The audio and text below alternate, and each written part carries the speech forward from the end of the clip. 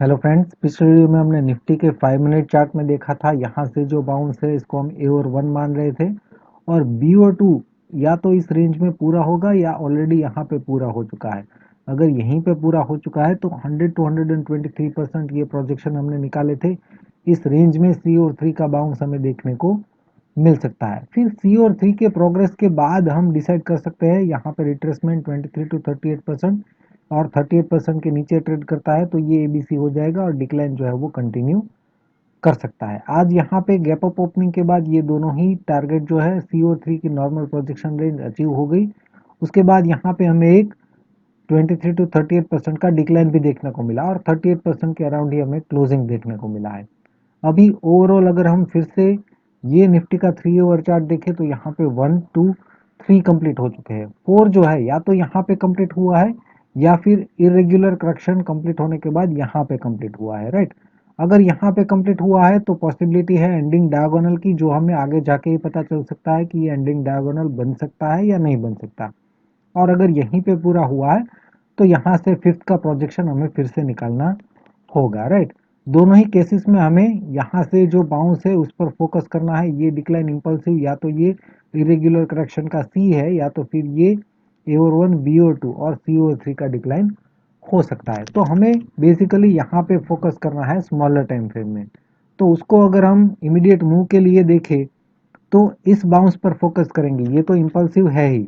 यहाँ पे ए और 1 बी और 2 और सी और 3 नॉर्मल प्रोजेक्शन अचीव कर चुका है और 23 टू 38% की रेंज में डिक्लाइन भी दिया है। अभी मॉर्निंग में अगर इसके नीचे ट्रेड करता है, पहला 15 मिनट कैंडल इसके नीचे क्लोज दे देता है तो कंफर्म हो जाएगा कि ये एबीसी बाउंस है और फिर से हमें यहाँ तक और यहाँ तक डिक्लाइन देखने को मिल सकता है, राइट। तो ये दो टारगेट हो जाएंगे अगर इसके नीचे ट्रेड करता है तो।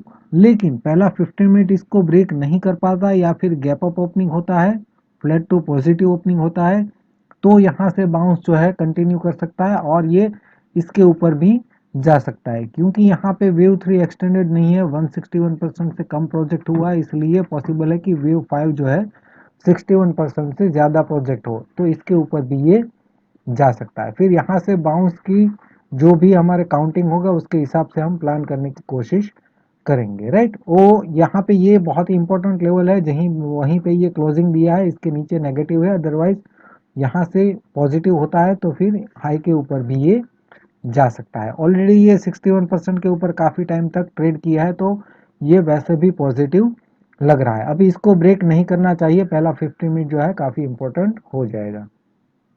बैंक निफ्टी की अगर हम बात करें तो 15 मिनट चार्ट में हमने देखा था ये जो है इसको हम ए और 1 मान रहे थे और ये रिट्रेसमेंट जो है 61% तक आने के बाद हमें एक शार्प बाउंस देखने को मिला था। वैसे हमने डिस्कस किया था कि ये बाउंस भी हमें थ्री वेव बाउंस ही लग रहा है, लेकिन उसके बाद ये इम्पल्सिव डिक्लाइन होना चाहिए जो नहीं लग रहा था। ये भी करेक्टिव डिक्लाइन भी लग रहा था और ये 61% तक आने के बाद बाउंस भी किया था, राइट। तो हमने डिस्कस किया था कि शायद ये ए और 1 है और ये बी और 2, राइट। और ये 61% है। अगर इसके ऊपर ट्रेड करता है सी और 3 जो है और इसके ऊपर ये सस्टेन करता है तो फिर से ये इसके ऊपर जा सकता है। अभी बैंक निफ्टी में भी गैप अप ओपनिंग के बाद 61% के ऊपर ही ट्रेड किया और पॉजिटिव रहा। फिर हमें लास्ट में एक रिट्रेसमेंट देखने को मिला 23 टू 38% की रेंज में। यहाँ पे अगर हम बैंक निफ्टी का 1 ओवर चार्ट देखें तो अभी भी यहाँ पे 1 और 2 कंप्लीट हो चुके हैं। वेव 3 जो है ये 161% ऑलरेडी अचीव कर चुका है, इसलिए वेव 5 जो है उसका अगर हम प्रोजेक्शन निकालें तो 38 टू 61% की रेंज में ये बाउंस कर सकता है। इस रेंज में वेव 5 पूरा हो सकता है। अब यहाँ से वेव 5 जो शुरू हुआ है उस पर हम फोकस करेंगे कि वहाँ पे क्या चल रहा है, राइट। तो इस वेव 5 के प्रोजेक्शन ये आ रहा है। अब वेव 5 का प्रोग्रेस जो है वो हम स्मॉलर टाइम फ्रेम में देखेंगे। यहाँ पे अगर हम देखें तो ये ए और 1 और बी और 2 कंप्लीट हो चुका है।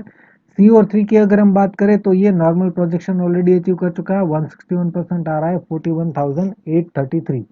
अभी यहाँ से हमें एक रिट्रेसमेंट देखने को मिला है 23 टू 38% की रेंज में। तो अगर ये 3 और 4 है तो यहाँ से फिर से फिफ्थ का बाउंस हो सकता है जो कि 61% तक जा सकता है, क्योंकि यहाँ पे भी वेव 3 एक्सटेंडेड नहीं है तो इसको ये आसानी से ब्रेक कर सकता है, राइट। अगर पहले 15 मिनट में ये 38% ब्रेक नहीं करना चाहिए डाउन साइड में। अगर इसको ब्रेक करता है तो फिर से वापस यहाँ तक हमें डिक्लाइन देखने को मिल सकता है, राइट। तो ये सपोर्ट रेंज में ही है और यहाँ से अगर बाउंस करता है तो फिर ये हाई के ऊपर फिर से जा सकता है, लेकिन अगर इसको ब्रेक करता है तो फिर यहाँ से नेगेटिव बन जाएगा और यहाँ तक का डिक्लाइन भी हमें देखने को मिल सकता है, राइट। तो निफ्टी और बैंक निफ्टी में आज के वीडियो में बस इतना ही।